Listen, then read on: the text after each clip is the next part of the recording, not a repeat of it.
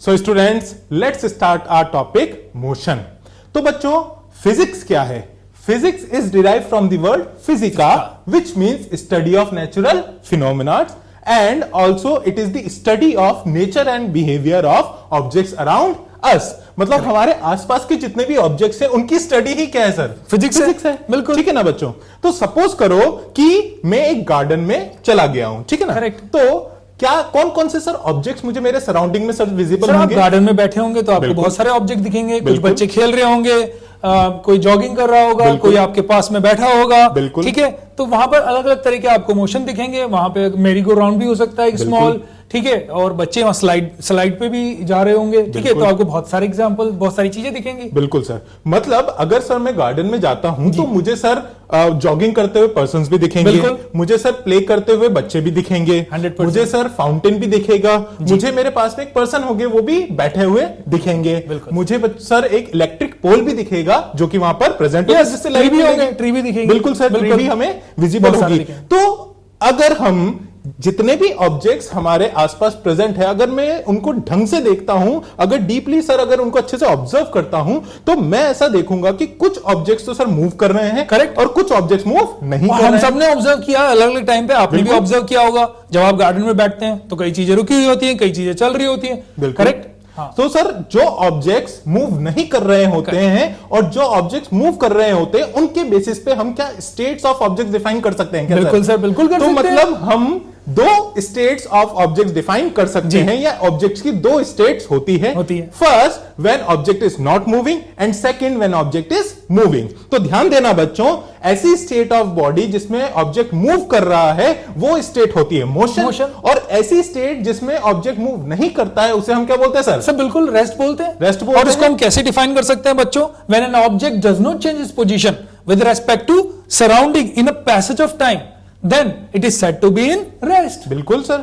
अगर मैं sir example लेना चाहूंगा रेस्ट का, तो वो क्या होगा sir? A table lying in a room is at rest with respect to the wall of the room. Sir अगर मैं इस टेबल की बात करता हूं तो ये जो टेबल है वो वॉल के रेस्पेक्ट में तो क्या है सर? रेस्ट पे है। ये अपनी पोजीशन टाइम के साथ चेंज नहीं कर रहा है, ये मूव नहीं कर रहा है वॉल के रेस्पेक्ट में। तो मैं इस टेबल को क्या बोल सकता हूं सर? ये रेस्ट पे है। रेस्ट पर है। सिमिलरली सर ये फ्लावर पॉट जो है, मैं इसको भी तो सर रेस्ट पे बोल सकता हूं, करेक्ट। सर मैं इस पिक्चर को भी तो सर रेस्ट पे बोल सकता हूं। क्या सर मैं अपने आप को भी रेस्ट पे बोल सकता हूं क्या सर? अगर आप यहां खड़े हैं, मान लीजिए बच्चे, अक्सर होता है क्लासरूम में आप लोग बैठे हैं और आपने देखा वहां पे टीचर खड़े हैं, ठीक है। तो बोर्ड के रेस्पेक्ट में, क्लासरूम की वॉल्स के रेस्पेक्ट में रेस्ट पे हैं। यहां पे एक इंपॉर्टेंट बात है, यहां देखिए, रेस्पेक्ट टू द वॉल। यानी हम क्या बात कर रहे हैं यहां पर? एक वर्ड है इंपॉर्टेंट, वो है सराउंडिंग।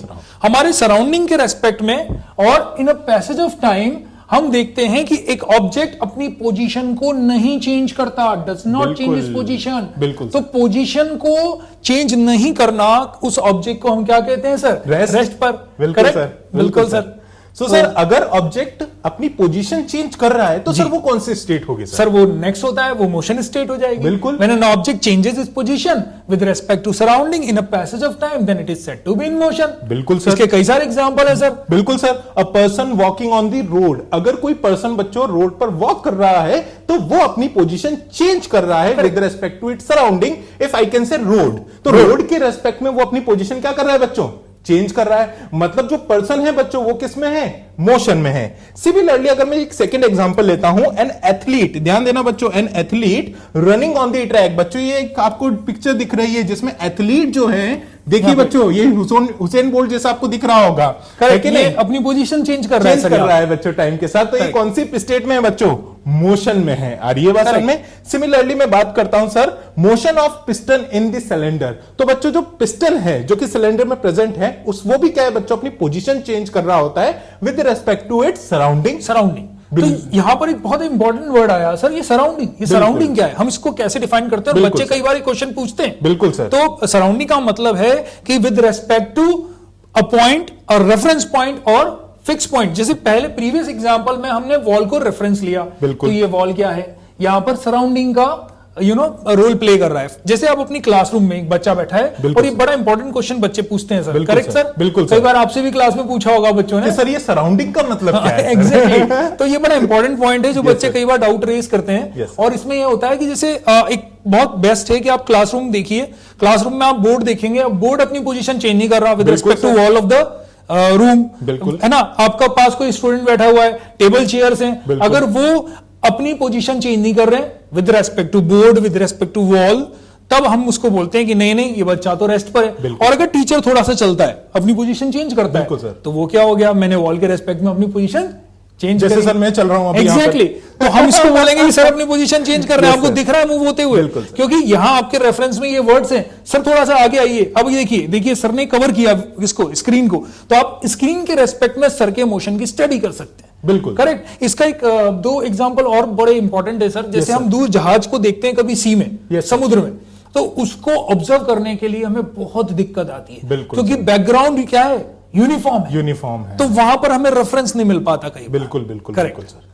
तो सर इसी की और एग्जांपल भी हो सकते हैं। अगर मैं बात करता हूं मोशन की, अ train running on a track, sir अगर ट्रेन की मैं बात करता हूं तो ट्रेन भी ट्रैक के रेस्पेक्ट में तो सर अपनी पोजीशन चेंज कर रहा है, मतलब जो ट्रेन है ये क्या है बच्चों, मोशन में। तो बच्चों अगर मैं सम अप करना चाहूंगा रेस्ट और मोशन को, तो बच्चों आपको दो चीजें याद रखनी है। रेस्ट क्या है बच्चों, रेस्ट एक ऐसी स्टेट है, और I can say a body said to be at rest when it does not change its position with respect to its surrounding with the passage of time. Similarly, मैं बात करता हूं मोशन की, तो मोशन क्या है, when a body said to be motion when it changes its position with respect to its surrounding with passage of time, then we can say the body is said to be in motion. तो sir यहाँ पे बच्चों को एक और doubt आता है, sir ये पैसेज ऑफ टाइम। सर आपने बहुत वैलिड और बहुत शानदार क्वेश्चन पूछा, और ये मतलब ये बच्चों को आता ही आता है डाउट। बिल्कुल डेफिनेटली वो पूछते हैं कि सर ये पैसेज ऑफ टाइम से क्या मतलब है। अब बच्चों देखिए मेरे पास एक ऑब्जेक्ट है, मैं इसको ऑब्जर्व कर रहा हूं। देखिए किसी भी ऑब्जेक्ट के मोशन को देखने के लिए सर हमें दो चीजें चाहिए, एक तो ऑब्जर्वर, बिल्कुल, अब वो ऑब्जर्वर इस ऑब्जेक्ट को ऑब्जर्व करेगा तो किसके रेफरेंस में करेगा, बिल्कुल ठीक है, तो ये एक चीज चाहिए। दूसरा चाहिए हमें टाइम। बिल्कुल सर, व्हेन अब हम किसी चीज को ऑब्जेक्ट को ऑब्जर्व कर रहे हैं, बिना टाइम स्पेंड किए हम ऑब्जर्व कर नहीं सकते। टाइम के लिए ऑब्जर्व कर रहे हैं, करेक्ट। अगर देखिए ये मैं इस ऑब्जेक्ट को ऑब्जर्व करता हूं 1 2 3 4 सेकंड के पैसेज ऑफ टाइम में, टाइम पीरियड में मैंने उसको ऑब्जर्व किया और पाया ये अपने सराउंडिंग के रेस्पेक्ट में, अगर मैं अपने आप को रेफरेंस मानता हूं तो मेरे रेस्पेक्ट में सर ये अपनी पोजीशन चेंज नहीं कर रहा, तो मैं इसको कह दिया रेस्ट पर। बिल्कुल। लेकिन जैसे आप गिनती गिनिए सर आगे, 4 के आगे 4 5 6 7 8, अब ये 4 दोबारा सर एक बार और सर 4 5 6 7 8। तो अब ये जी देखिए हमने क्या किया, जो 4 से 8 का पैसेज ऑफ टाइम है या टाइम पीरियड है 4 5 6 7 8, इस पैसेज ऑफ टाइम में ये ऑब्जेक्ट क्या कर रहा है, अपनी पोजीशन चेंज कर रहा है विद रिस्पेक्ट टू सराउंडिंग, तो हम इसे क्या बोलेंगे, ऑब्जेक्ट मोशन में है। तो जब अपनी तो इसमें क्या इंपॉर्टेंट है बेटा, अब कोई बोले कि ऑब्जेक्ट रेस्ट पे है, तो भाई कितने समय तक रेस्ट पर है, बिल्कुल कोई 0 से 8 सेकंड तक तो रेस्ट पे नहीं है वो, बिल्कुल 1 से 4 सेकंड तक रेस्ट पे था, ठीक है, एंड 4 से 8 पे मोशन में था। तो ये है important passage of time sir, और यही बच्चे मतलब बहुत इंपॉर्टेंट चीज होती है जो बच्चे पूछते हैं सर, बहुत वैलिड चीज है सर ये। तो मतलब सर जब भी किसी भी ऑब्जेक्ट की हम रेस्ट और मोशन डिफाइन करेंगे तो हमें सर उसके सराउंडिंग के बारे में भी नॉलेज होनी चाहिए, और हमें पैसेज ऑफ टाइम के बारे में भी नॉलेज होनी चाहिए, या हमें उसे भी कंसीडर करना चाहिए। तो अब हम बात करते हैं sir, motion and rest are relative terms. Sir इसमें भी बच्चों को बहुत डाउट आता है सर कि rest and motion relative terms कैसे हैं सर? सर इसमें नॉर्मली ये होता है, देखिए हमने पढ़ा एक ऑब्जेक्ट मूव कर रहा है, बिल्कुल, एक ऑब्जेक्ट कब मूव कर रहा है, जब हम उसकी पोजीशन को चेंज को देख पा रहे हैं, ऑब्जर्व कर रहे हैं, एक पैसेज ऑफ टाइम में विद रिस्पेक्ट टू सराउंडिंग हम उसकी पोजीशन में चेंज को ऑब्जर्व कर पा रहे हैं, करेक्ट, तो हमने कह दिया वो मोशन में। अगर पोजीशन में चेंज नहीं हो रहा तो वो रेस्ट में है, कितना सिंपल है। लेकिन ऐसा हो सकता है कि जब हम किसी ऑब्जेक्ट को ऑब्जर्व करें तो वो मेरे रेस्पेक्ट में तो मोशन में हो, लेकिन आपके रेस्पेक्ट में रेस्ट में हो, बिल्कुल। तो रेस्ट एंड मोशन हमेशा रिलेटिव होते हैं, ये कभी भी एब्सोल्यूट नहीं होते। बच्चा इसको समझने में दिक्कत फेस करता है सर, बिल्कुल सर, अक्सर ऐसा होता है, बिल्कुल, ठीक है ना। तो और नॉर्मली होता क्या है, यहां इंपॉर्टेंट चीज है, rest and motion relative terms है, और there is no absolute rest और एब्सोल्यूट मोशन। और ये हम कैसे पता लगाएंगे, फॉर एग्जाम्पल अगर हम एक दूसरे को ऑब्जर्व कर रहे हैं, हम दोनों टीचर, हम एक दूसरे के रेस्पेक्ट में अपनी पोजीशन चेंज नहीं कर रहे सर। बिल्कुल कर रहे हैं क्या सर? नहीं सर, कर बिल्कुल तो हम काय में हुए? रेस्ट में with respect to each other. तो ईच अदर के रेस्पेक्ट में तो हम काय में? रेस्ट में। अब मान लीजिए हमारा ये कमरा, ठीक है, इसको कोई कहां से ऑब्जर्व कर रहा है? मून से या सैटेलाइट से। तो उसके रेस्पेक्ट में हम क्या हो गए? मोशन में हो गए, क्योंकि अर्थ भी क्या कर रही है? रोटेट कर रही है, घूम रही है। तो हम काय में हो गए? मोशन में। तो क्या हमको कोई एब्सोल्यूट रेस्ट में बोल सकता है क्या? नहीं, बिल्कुल नहीं बोल सकता। तो जब हम एब्सोल्यूट रेस्ट में भी नहीं हुए, अब सैटेलाइट के लिए तो हम मोशन में है, पर एक दूसरे के रेस्पेक्ट में क्या है? रेस्ट में। तो हम एब्सोल्यूट मोशन में भी नहीं हुए। ना तो एब्सोल्यूट रेस्ट होता है, ना एब्सोल्यूट मोशन होता है। करेक्ट? बिल्कुल सर। मतलब सर मैं एक बात ये बोल सकता हूं कि कोई भी ऑब्जेक्ट किसी एक ऑब्जर्वर के रेस्पेक्ट में या किसी भी एक ऑब्जेक्ट के रेस्पेक्ट में तो रेस्ट में हो सकता है, हाँ। लेकिन ऐसा कोई ना कोई तो ऐसा ऑब्जेक्ट होगा जिसके रेस्पेक्ट में वो मोशन में जरूर होगा। मतलब किसी भी ऑब्जेक्ट के लिए अगर मैं रेस्ट और मोशन डिफाइन कर सकता हूं तो मैं ऐसा बोलना चाहूंगा या ऐसा बोलना चाहिए कि जो रेस्ट एंड मोशन की जो स्टेट्स है ये रिलेटिव होती है एक दूसरे से। करेक्ट, ये रिलेटिव होती है। ये हमेशा डिपेंड करता है ऑब्जर्वर कौन है, वो कहां से ऑब्जर्व कर रहा है। बिल्कुल सर। और इसी से उसको हम बताते हैं कि वो रेस्ट पर है या मोशन। अब देखिए सर, कभी भी हम मोशन को डिस्क्राइब करते हैं, ठीक है, या रेस्ट की को डिफाइन करते हैं, तो दो इंपॉर्टेंट चीजें हैं, एक तो टाइम और रेफरेंस। टाइम फ्रेम यानी जिसे हमने बोला पैसेज ऑफ टाइम, और रेफरेंस जिसे हमने सराउंडिंग बोला या ऑब्जर्वर बोला। तो ध्यान से एक इंपॉर्टेंट बात है सर, जो बार बार अपन क्लास में हर बार बताते हैं कि बेटा रेफरेंस इज सेम थिंग जैसे ऑब्जर्वर हुआ, वो भी किसके रेफरेंस में आपकी स्टडी कर रहा है, तो ऑब्जर्वर भी रेफरेंस हो सकता है। ऑब्जर्वर किसी और चीज के रेस्पेक्ट में भी आपकी पोजीशन में चेंज को ऑब्जर्व कर सकता है। जैसे आप क्लासरूम में बैठे और टीचर चल रहा है तो बोर्ड के रेस्पेक्ट में, तो आपने रेफरेंस क्या ले लिया? बोर्ड। और आप ये भी ले सकते हैं कि सर मेरे पास आ गए, पहले 3 मीटर डिस्टेंस पे थे, अब 2 मीटर पे हैं, अब दूर चले गए। बिल्कुल ठीक है, तो आप अपने खुद के रेस्पेक्ट में भी अपने आप को भी रेफरेंस मान सकते हैं। सर बच्चा मानता ही है, होता है क्लास में, कई बार अपन ऐसे बताते हैं। तो रेफरेंस हो गया, ऑब्जर्वर हो गया, बिल्कुल सर, ठीक है, और सराउंडिंग भी यही पॉइंट है। करेक्ट, और टाइम है ही सही। बिल्कुल डन सर। और नेक्स्ट है हमारा sometime you know motion has occurred even if you don't see it happen.